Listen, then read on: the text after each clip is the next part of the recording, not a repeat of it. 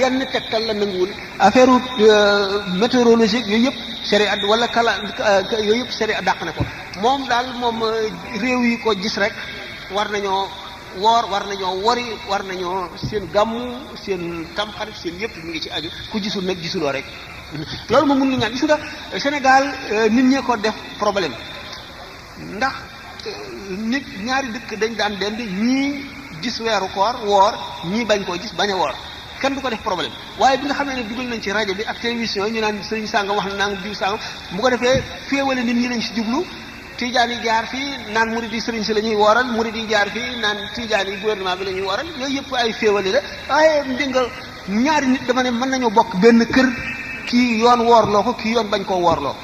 ndax ñaari seede ñu maandu la ñu wax waaye ki ko gisal bopp moom sañu te bañ a woor léegi bu ngeen bokkee kër gi yow nga teg ci sa bët war nga woor moom mi nga xam ne gisul ñaar ñu ko gis moom sa yoon woorloowu ko kooku moom dañoo mel ne ñu jàng sax dañoo mel ne jànguñu dara wala xam